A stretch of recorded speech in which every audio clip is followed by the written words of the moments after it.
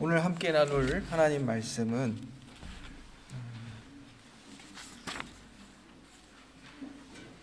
누가복음 2장 8절로 14절까지의 말씀입니다.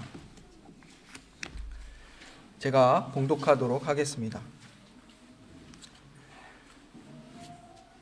그 지역의 목자들이 밤에 밖에서 자기 양떼를 지키더니 주의 사자가 곁에 서고 주의 영광이 그들을 두루 비추매 크게 무서워하는지라.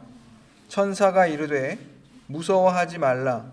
보라, 내가 온 백성에게 미칠 큰 기쁨의 좋은 소식을 너희에게 전하노라. 오늘 다윗의 동네에 너희를 위하여 구주가 나셨으니 곧 그리스도 주시니라. 너희가 가서 강보에 쌓여 구유에 뉘어 있는 아기를 보리니 이것이 너희에게 표적이니라 하더라. 호련히 수많은 천군이 그 천사들과 함께 하나님을 찬송하여 이르되 지극히 높은 곳에서는 하나님께 영광이요 땅에서는 하나님이 기뻐하신 사람들 중에 평화로다 하니라. 아멘. 오늘 읽은 말씀은 하나님의 사자가 천사가 들에서 양떼를 치던 목자들에게 현현하여서 이제 아기 예수님의 탄생 소식을 전하는 그런 내용이고, 또 특별히 우리 14절 말씀은 하늘의 천군 천사가 하나님의 영광과 또 하나님의 영광을 찬양하는 그 내용이 담겨 있습니다. 우리에게 익숙한 이 말씀이죠. 말씀을 이렇게 우리가 읽었지만 한밤중에 베들레헴 근처의 어떤 들판에서 양떼를 지키던 목자들에게 하나님의 사자, 주의 사자가 하나님의 그 영광 가운데 나타났습니다. 예수님의 탄생 소식을 전하기 위해서 이렇듯 들판에 있던 목자들에게 나타났습니다. 근데 왜 하필 이 목자들에게 이 성탄의 소식이 전해졌는가? 우리는 좀 이러한 궁금함을 가져야 할 필요가 있습니다.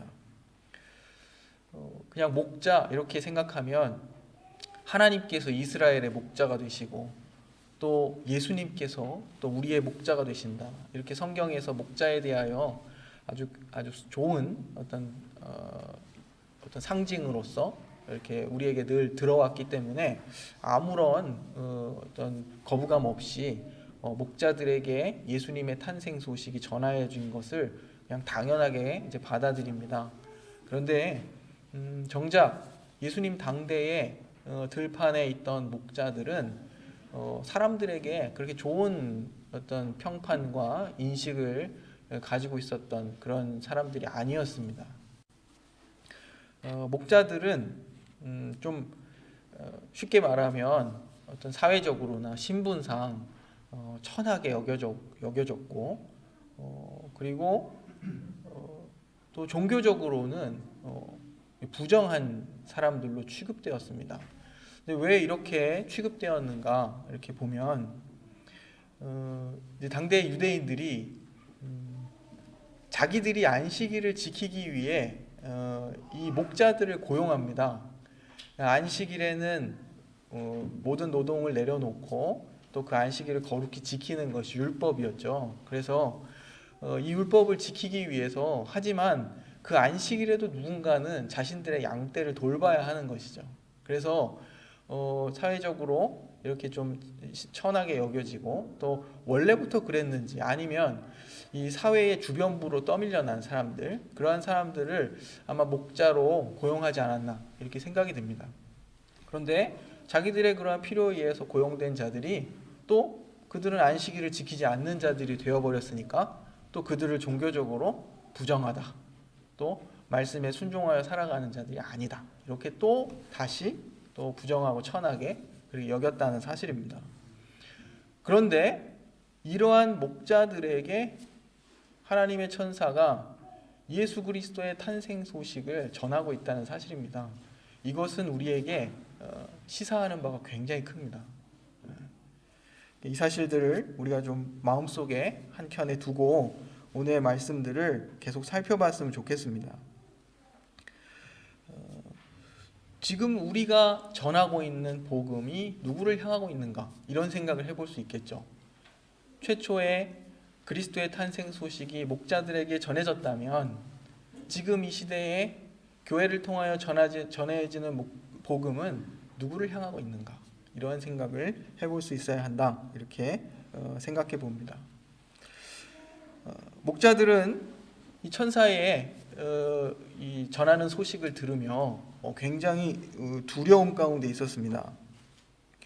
하나님 비추는 자신들을 비추는 하나님의 영광 때문에 크게 두려워했습니다. 마치 이것은 익숙한 장면인데요. 우리가 구약 성경에 보면 모세가 하나님의 현연 앞에 섰을 때 이와 같은 그 하나님의 영광이 그들에게 비쳤을 때 그 거룩하신 하나님의 영광 앞에서 두려워했던 것과 그런 같은 두려움입니다. 그래서 하나님의 영광 앞에서 이 목자들은 두려워했던 것이죠.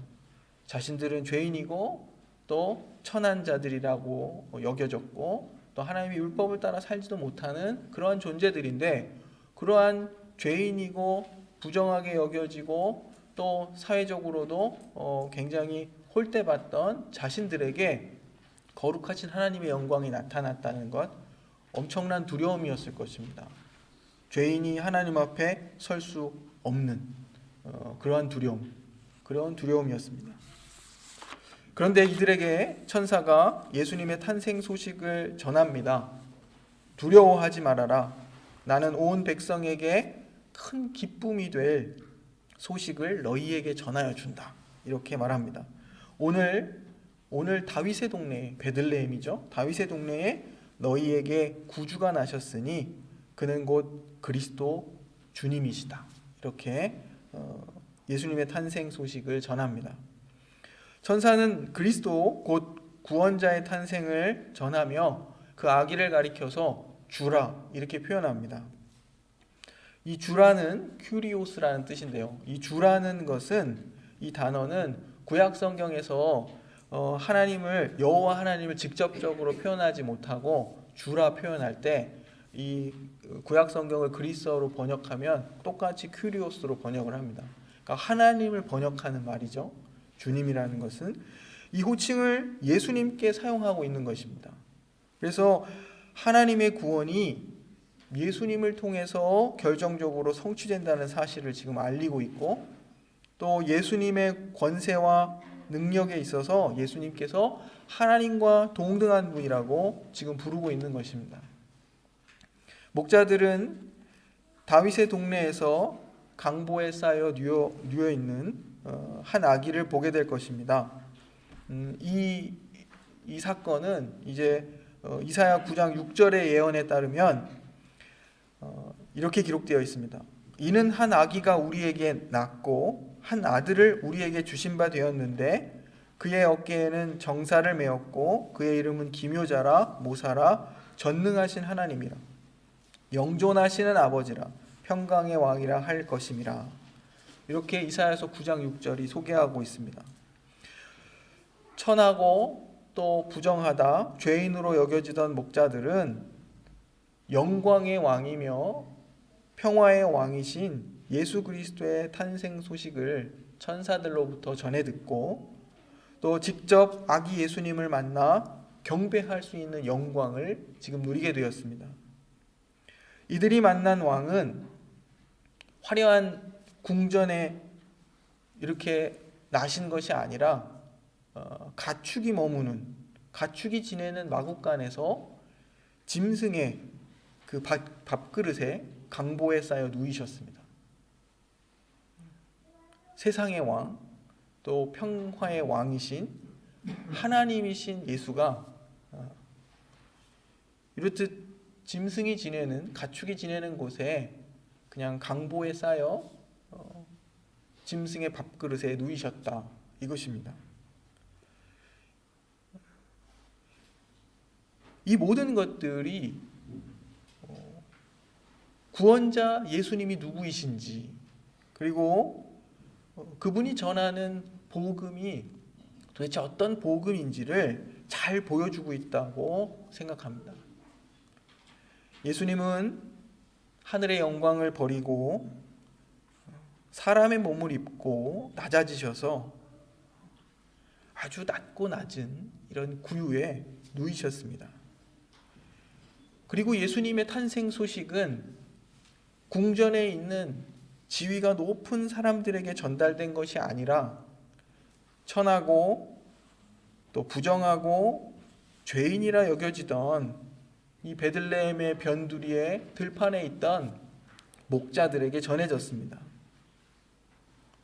예수님께서는 어둠 속에 있는 자들, 또 천하고 부정하게 여겨지던 아무런 희망이 없었던 사람들과 함께 하시고 그들을 구원하시기 위해 오신 것입니다.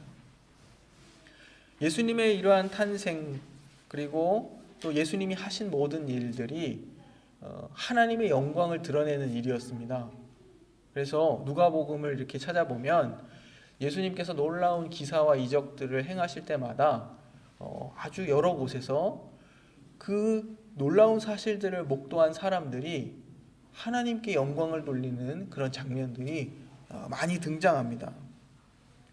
예를 들면 나병 환자를 고쳐주셨을 때, 또 더러운 귀신 들린 자를 고쳐주셨을 때, 또 중풍병자를 고쳐주시고 예수님이 친히 자신이 죄를 사하는 권세가 있다는 사실을 알리셨을 때, 그리고 사마리아에서 한 나병 환자를 고쳐주셨을 때도, 또 나인성 과부의 죽은 아들을 다시 살려주셨을 때도, 또 18년 동안 또 귀신에 들려 허리가 꼬부라졌던 여인을 고쳐주셨을 때도, 또 소경 바디메오의 눈을 뜨게 해주셨을 때에도 사람들은 이 놀라운 사건들을 보고 하나님께 영광을 돌렸습니다. 뿐만 아니라 예수님께서는 누가복음 4장 18절에 자신의 오신 목적, 이것을 이렇게 설명하십니다. 이사야서 61장 말씀을 통해서 자신의 사명이 가난한 자, 또 포로된 자, 눈먼 자, 눌린 자에게 주의 은혜의 해를 전파하는 것이라 이렇게 말씀하신 바 있습니다. 예수님께서 이 주의 은혜의 해를 선포하실 때마다 사람들은 이 모든 것들을 보고 하나님께 영광을 돌렸습니다. 여기서 우리가 주의 깊게 봐야 할 것은 하나님께서 자기 자신을 드러내실 때, 또는 그분의 구원을 나타내실 때 사람들은 하나님께 영광을 돌립니다.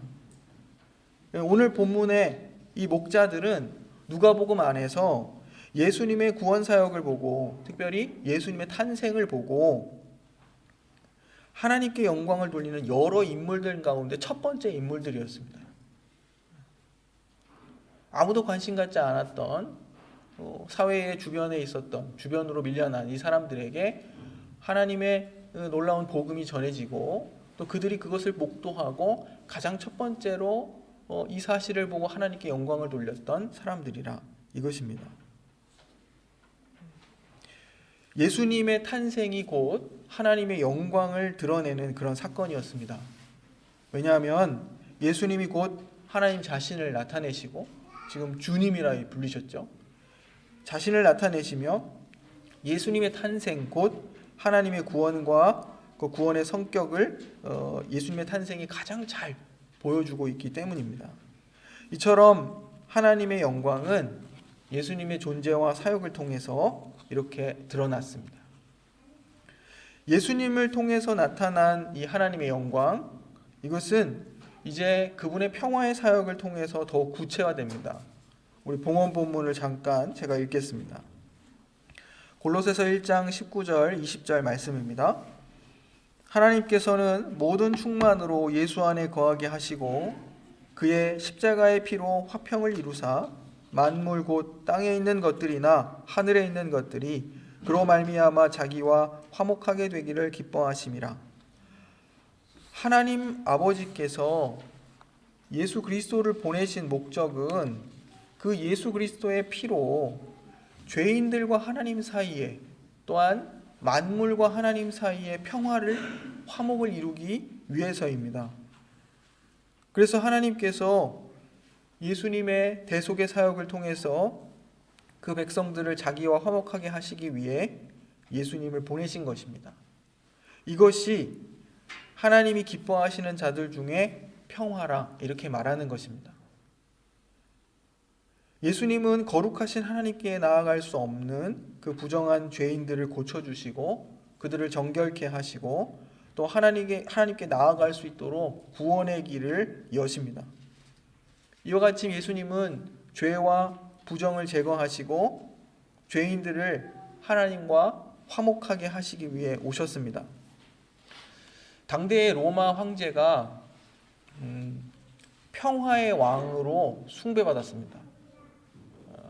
그러니까 당대 로마 황제 아우구스투스 세상에 평화를 준 황제로서 신으로서 숭배받았습니다. 그런데 누가복음은 진정한 평화를 가져오시는 왕은 예수님이라 예수 그리스도라 이렇게 말하는 것입니다. 로마 제국이 평화를 이룰 수 있었던 것은 그들이 가지고 있었던 강력한 군사력 그리고 그 힘 때문이었습니다. 그 힘을 가지고 세상을 이렇게 정복하고 누르는 것이죠. 그래서 이루는 평화가 세상이 이룰 수 있는 평화입니다. 지금도 그러한 생각들을 가지고 있죠. 강력한 힘을 가져야 세상에 평화를 가져올 수 있다. 이것이 세상이 믿는 평화입니다. 그런데 참된 평화는 만물이 그리스도로 말미암아 하나님과 화목을 이룰 때만 가능합니다. 죄의 문제가 해결되고 하나님과의 관계가 회복될 때 비로소 만물은 평화를 누리게 되는 것입니다. 이러한 의미에서 예수님이 평화의 왕으로 우리 가운데 오셨습니다. 하나님의 영광을 드러내시기 위해 오셨는데 그 하나님의 영광을 드러내시는 방식이 평화를 이루심으로써 하나님의 영광을 드러내시는 것입니다. 우리는 오늘 본문 말씀 속에서 누이실 곳이 없어 구유에 누이신 예수님을 봅니다. 예수님께서 사람이 되셔서 힘없고 아주 비천한 모습으로 세상의 가장 낮은 곳에 누이셨습니다. 그러나 이 아기가 전능하신 하나님이요 평강의 왕이십니다. 하나님의 영광을 온 세상에 드러낼 그리스도요 구주라 이렇게 말하고 있습니다. 이 복된 소식이 한밤중에 이 목자들에게 천하게 여겨지고 부정하게 여겨졌던 죄인으로 여겨졌던 이 삶의 주변부로 밀려난 목자들에게 전해졌습니다. 이 모든 상황을 통해 하나님이 자신의 영광을 드러내십니다. 우리의 시선으로 하나님의 영광이 어디에 나타날까, 어디에 있을까 생각할 수 있습니다. 사람들은 나름 이 정도는 돼야 하나님의 영광이 나타나는 어떤 상황이고 어떤 사건이고 일일 것이다 이렇게 믿을 때가 있습니다. 그런데 성경은 예수님의 오심 그 처음부터 우리의 기대와는 전혀 상관없는 그곳에서 하나님의 영광이 나타난다 이렇게 말하고 있습니다.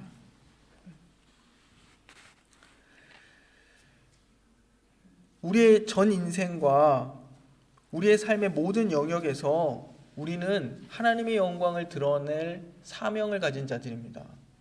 우리가 그리스도의 통치 아래에 있기 때문입니다. 그래서 예수님을 통해 나타난 하나님의 사랑을 전하고 또 우리가 맺고 살아가는 모든 관계 속에서 평화를 이루고 또 그 평화를 꿈꿈으로써 우리는 하나님의 영광을 드러내야 합니다. 이것이 예수님께서 하나님의 영광을 드러내신 방식이기 때문입니다. 모든 상황들과 관계들 속에서 갈등과 또 분열과 또 미움과 증오와 차별이 엄습할 때 우리는 우리에게 하나님의 영광을 드러내는 사명이 있음을 꼭 기억해야겠습니다. 하나님의 영광은 그리스도의 왕 되심은 평화를 통해서 나타납니다. 예수님 말씀하셨습니다. 화평하게 하는 자는 복이 있나니 그들이 하나님의 아들들이라 일컬음을 받을 것이며 예수님의 탄생은 이러한 의미에서 하나님의 영광이요 평화입니다. 화평하게 하는 자들은 화평으로 심어 의의 열매를 거두느니라. 우리가 이 성탄절에 예수님의 오심을 묵상하며 우리 모두 화평케 하는 자들로서의 사명이 있다는 사실을 깊이 인식했으면 좋겠습니다. 화평케 함으로써만이 하나님의 영광을 나타낼 수 있기 때문입니다. 그리하여서 우리의 삶 속에서 참으로 하나님이 기뻐하시는 그 뜻, 하나님의 영광을 나타내는 삶을 그렇게 살아낼 수 있기를 간절히 소망합니다. 기도하겠습니다. 사랑의 하나님, 우리를 사랑하셔서 예수 그리스도를 우리 가운데 보내주신 것 감사드립니다. 전능하신 하나님이시며 영존하시는 아버지시며 또 평강의 왕이신 그 예수께서 우리 눈에 보기에 참으로 비천한 모습으로 이 땅에 오신 것을 우리가 봅니다. 하지만 그 주님의 오신 모습을 통해 우리를 구원하신 하나님의 성품과 그 구원의 성격을 다시 기억할 수 있도록 하옵소서. 세상의 가치와 시선으로는 참으로 보잘것없고 주목받지 못했던 아기 예수의 탄생이 하나님께 영광이 되고 세상의 평화가 됨을 알게 하십니다. 세상을 향해 하나님과 화목하라고 외치는 교회가 되게 하시고 또 갈등과 증오와 차별과 또 전쟁의 상처로 고통받는 우리 이웃들에게는 평화를 전하고 사랑을 전함으로 하나님의 영광을 드러내는 교회가 되도록 인도해 주옵소서. 우리 모두 그리스도로 말미암아 죄짐을 벗고 참된 평화를 누리는 자들로서 서로를 보듬고 사랑하며 화목을 이루어 살도록 도와주옵소서. 예수님의 이름으로 기도드립니다. 아멘.